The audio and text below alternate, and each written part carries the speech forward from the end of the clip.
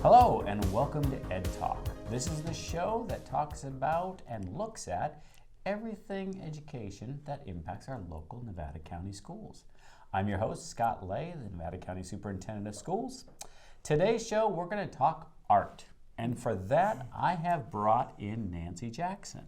Nancy is our continuous instructional specialist for arts and language arts. You have dual duty here in my office, Superintendent of Schools office.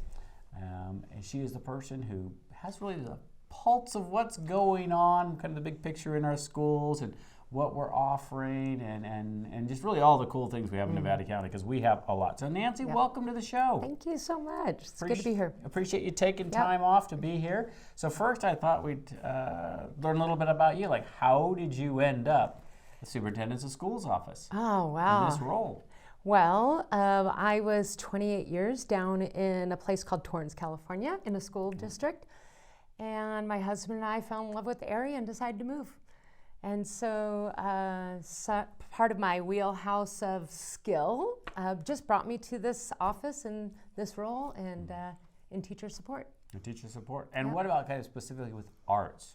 What kind of drew you to that position? Because to want to kind of help oversee. It's language arts and arts, but why arts? Well, I have a passion for supporting teachers with how to build their Common Core units, which require integration for all subject areas, and the arts are included in that. And I was really struck by the, I think it was a 20,000 Otis report, and they were talking about the arts as a civil right for kids to self-expression. And that just hooked me. And so I realized that I've been kind of groomed, I think, in my career to really support this county in building their Tier 1 instruction and particularly to incorporate the arts. That's great. Yeah, and I love integration of the arts. I've always been a big proponent of that as a teacher. I integrated arts into social studies, language arts, math, science. And so that way it was never a standalone, it was a key piece. And I know that's something that you work with our schools to do. It makes it so much easier, I think, for a teacher who may be a little bit afraid, like, I don't think I'm that good at art. But when you incorporate it and make it part, it flows and the kids get it. Right. I think so much better. So, so that's great. And to be up here. And with Nevada City, we've got 2 cultural centers here in Nevada County, which is rare. To have 2 in the same county, and so we have just an abundance of art, and not just the art on paper. Sometimes people think just that, really. Everything else that is art and part of it and things. So we're going to talk a little bit about some of the things that we work on in the office and that Nancy helps oversee and push out. And we don't dictate, but we offer. We want to be a resource for our schools, all our schools, on best practices. So we'll kind of go through some things that we do and that you're very familiar with. So our art docent program. Let's talk about what is the art docent program for our viewers who probably may not know what it is. It's really amazing. It is a digital curriculum for the arts that is provided by volunteers. And in this case, in this year, there are actually credentialed teachers who are using the program because we offer it. Any district or school site could choose to use the program, and it's really amazing because it allows our students to see over 160 different pieces of artwork and create a piece of art that is in a variety of different media. So it's a very robust program. The kids learn how to analyze it, and the volunteers that are at various sites serve about 1,500 kids. So it's quite a program. Got good coverage. Yeah, it really does. Yeah, that's great. So I just help coordinate that, and I'm sort of a mediator. And they rely on volunteers, right, at the sites, which are great. When the parents are active, that have a passion for arts, they can come in and get trained, and then teach the kids, and it's a wonderful program to go and watch, and like you said, exposed to all different types of arts. Yeah, and we our role is to help train those docents if they have a lack of understanding. So, yeah. That's great. Yeah, They it's may be fun. learning something new. Yeah, All I we learn need is a passion for wanting to help in schools and an open mind, and then that Yeah, works for us. so true. That's good. Yep. Well, another program we do, Artists in Schools. Yep. You see, so what is that, and how is that different from Art Dose? Well, the Artists in Schools is an organization that I think is really championed by the Nevada County Arts Council, and they serve up to 1,000 kids in our schools. And they are comprised of local artists that are teaching artists. So I'm always running into those people when I go in and out of sites. And so it's really fun to see what the kids produce, because it's really amazing work. Yeah, I remember going over to Grass Valley School District. It was at Scotton, and they were doing calligraphy, and it was Chinese calligraphy. And it was so neat to see that teaching artist who came into the school, and we're teaching those kids how to do that, and they were having a ball. Yeah, and they also integrate cultural arts that are really important to our region. So. Yeah, that's that whole integration piece. Not a standalone. Right. How does this fit in? Right. So many of them fit right into history. Yeah, so true. Yep, that's good. Well, we got those two. Then we have STEAM, which is our science, technology, engineering. And as we do in Nevada County, we had the A for arts and math. A lot of people have STEM, but we do STEAM. So tell us what we're doing for arts, because I know we had to morph it a little bit this year with it being virtual. So how's that going to work? We call it a reimagining. So this year the expo showcase and competition will be virtual. We have judges judging virtually. They get trained to do so. We have a lot of repeat customers, so they know what they're doing. And because the projects traditionally have been uploaded to a website, it's not a new thing for our community. And we're going ahead just like we have in the past, although it will be virtual. And so we're, getting partnerships for prize donations, because there are prizes available for our winners. Kids love that. Yeah, and one thing that we want to elevate is that there's a California Student Media Festival, and that is usually coinciding with our STEAM Expo. Their deadline is for April 11th, and they have amazing prizes for kids. So if you're into digital media, you have to go to their website, mediafestival.org. And look at that. Yeah, and if you do upload anything to that website, please make sure you go to nevcoexpo.org to join and compete in our Arts Expo. Right.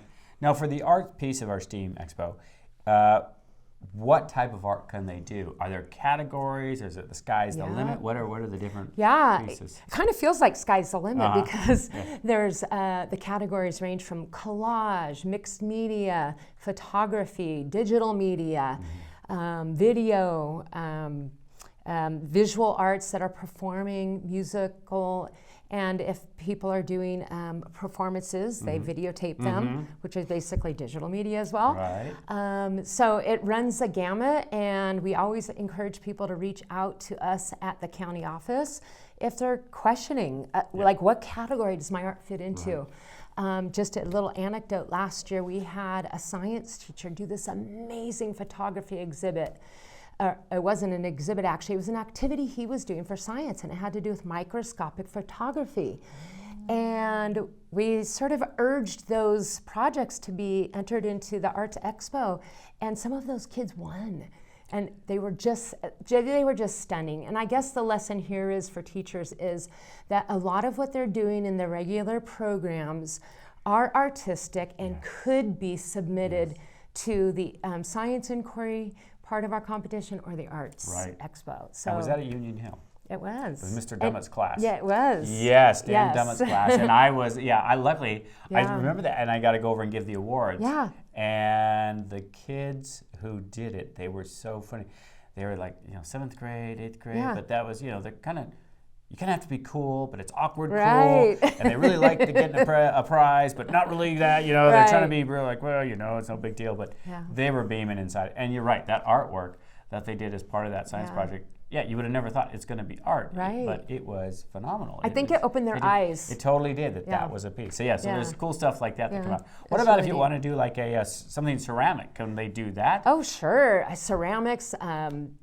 We had somebody who won last year at School of the Arts that did a multimedia sculpture. And you're submitting it electronically, so you have to take a video or a picture, right? And we do ask for artist statements, which are just basically like, why'd you create it? What'd you learn from it? More about it. Nice. Okay, so I just want to make sure we got all that. Yeah, a lot of great categories. Cool. Other thing we do, arts integration workshop. Now, at the end of last year, summer, actually. We did a big presentation. I know we're going to do something else. So tell us, what was that last year? Because that was a pretty big deal. Yeah, it was a really big deal. School of the Arts. It was basically a summer institute for teachers. It was a full day, and we had people who were local teachers, local artists. Shelley Covert from the Nisanon, Nevada City Rancheria was there to present workshops, and it was a full day. We had an amazing keynote speaker and swag to go along with it. But the teachers came away with feeling a spark, an ignition for the arts and integrating the arts. And I had several people come up to me to say, "Oh, we can't wait for next year, and thank you for holding this." So it is something that I think our county should be very proud of. And we have followed it up this year with just yesterday. We had a guest speaker from another county who's an arts colleague of mine in my state regional work. And she provided a workshop for teachers on arts integration. And what was fabulous about it was for all teachers of all grade levels, TK through 12th grade, for any subject, to get kids thinking, talking about what they're experiencing with the arts. So it was really amazing. That's great. Yeah. And is there anything else planned for the remainder of this year? Well, probably not for the remainder, but I'm hopeful that we can plan something probably either late summer and fall, because I think that we need to really carry this torch. And I always relate it to how we can really impact students and their engagement and some of our chronic absenteeism indicators. So I have a passion for that, and I hope that we get to do that. Yeah, I liken it a lot to sports in terms of sometimes that's what keeps those kids in school. Yeah. You know, they sports is the only thing they really like, so they'll put up with the rest of the stuff, but that gets them to school every day. Right. Without that, they may not come. Same thing with arts. You know, that's their passion, and they want to do it, and that keeps it. And we're always looking, how can we hit every student and make sure we've got something during the day that brings them in. And so that's great. You know, the thing that struck me about that workshop that you put on at the end of last year was the number of teachers that were there. Like I said, it was a packed house, and this was after school was out. And traditionally, when school finishes, you know, teachers are tired. As it ramps up, it's this pitch, and then a lot of times like, nope, I just want to go home for a couple weeks, do nothing, and it was packed. Yeah, it was super impressive, and the enthusiasm, like you said, of what they could take from it, and then getting ready to implement it. And see something that was not a heavy lift, doable and applicable to their students. And so it was really a great time. It's very cool. Now, another big one that's actually statewide was Proposition 28, which was passed by the voters to make sure arts was funded in our schools. Now, there's been a couple issues, which great idea in the proposition, but sometimes they don't fully think it through how it's implemented. But how is that? What's that looking like here in Nevada County? Well, it's varied. February was just when districts were understanding what kind of money they were going to get, and because we had a block grant last year, the year before, they were already thinking about how to spend money, right? And this Prop 28, it really focuses on full-time teacher. Right? And so that's a hard thing for a small county that's rural. And when we have one district getting this amount and another district getting that amount, you know, there's creativity among a lot of rural counties about how to do some sharing between districts. So I'm hoping that dialogue will continue.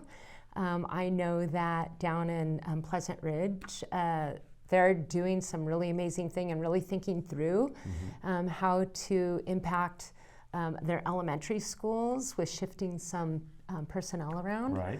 So it's varied, and we don't know yet. Well, I know. I mean, just from my seat, there were two problems. One is the amount of money. When it finally came, when you bring it in February, it's really hard to get a really great program for this year.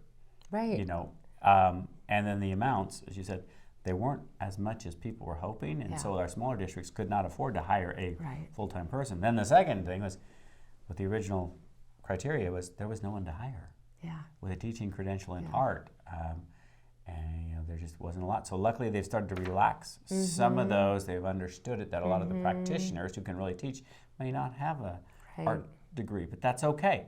Let's get them into our schools and how we can work around that. So I know districts are being creative. We're helping them with ways they can be creative. Like you said, a couple small districts hire one person and they go around to 2 or 3 districts, and that'd be good. Yeah, and you know, I'm just hopeful that our community leaders will see that having a robust arts program in their schools will really engage their kids and impact some of those academic and other indicators. Yeah, I think so. And then we're lucky with our partnership with the Nevada County Arts Council. They're good people, and working there, they're spreading the word out their way, and we're our way to keep this going, and creative solutions to utilize our Prop 28 funding for the benefit of the kids. So that's good. Well, kind of the last thing I had on my list, and then we'll throw it out so if we missed anything, was Young at Art, which we're starting to put on. So why don't you tell the viewers what Young at Art is? If they don't know, it's pretty cool. Yeah, so March is Youth Arts Month, and it's a nationally recognized tribute to the arts. And so Nevada County holds Young at Art. It is a student art exhibition of anybody, any school in the county that wants to exhibit their art up at the Rood Center, and the installation begins tomorrow. So it begins tomorrow, and it will go through the end of the week, and our exhibit opens next week, and it runs through May 23rd. So we are kicking off the event with... So it doesn't end in March. We run in March, April, and then in May. Through May, and this is something I think the community really looks forward to. I learned that once I even joined the community.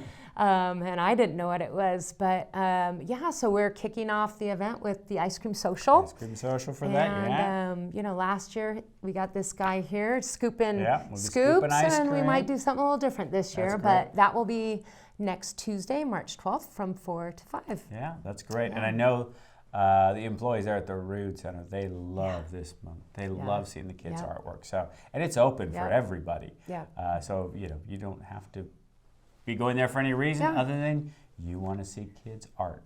And it's a veritable gallery. So and I love the interpretations of the same thing. And by the way, what is the theme this year? The theme is Dream in Art, and that's a national theme. Open. So it is a national theme, not just Nevada County theme. No, that's the theme that they designate, and and so we send out information to all the schools regarding what resources they can use, what the theme is, and try to follow. Now, what if somebody, they find out, like they're hearing this and they're like, oh, that'd be great, I'd love to get my students' art up there, but their school may not be doing it, or they're in a homeschool affidavit, private school, what do they do? Could they probably contact our office? Yeah, contact our office, and if it's a homeschool situation, contact me, njackson@nevco.org, because we do like to have the artwork mounted on the wall with an artist statement, with something that indicates, what is this piece about? And it doesn't have to be lengthy, and we want all people to participate. Yeah, that'd be great. So if you have art, you're in a homeschool situation, or for some reason your school may not be doing it, I don't know why they wouldn't, but sometimes things get busy. Contact Nancy, contact our office, and we will make sure we get it over there. Because like I said, we want to have these kids' amazing artwork exposed to for the Rood Center there. It's very cool. And one thing we have to think about is it is a first come, first serve basis, and this display happens in the upstairs section of the Rood, floor, which is there's sort of a lobby area and then 2 hallways. So get there if you want to put up your art. Nice. Well, with that, anything else that, we've covered a lot. But yeah, we have covered a lot.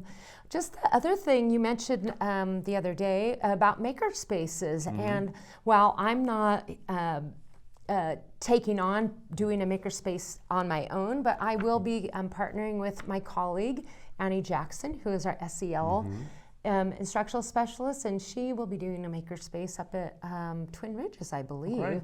And so I will be assisting with that, try to get the arts. Get the arts going that way. Yeah, the arts floor that way. Yeah, and we have a lot of those in our schools, which are very cool. So I guess kind of, in closing, we've got all these amazing things going on. We've got the Young at Art coming up. But find out if you're curious what's going on in your students or your grandkids' school or your neighborhood school, what kind of art's going on, because there's a lot going on in Nevada County schools, and we've got a rich tradition of quality art, and we're excited to be a part of that. Yeah, and a lot of productions that these schools are doing too. Yeah, amazing check stuff. their websites. Yep. So Nancy, thank you so much for taking time out, coming in and helping us. My pleasure. I'd like to thank our audience for tuning in and watching our show today. I hope you have a great rest of your day, and we will see you next month. Take care.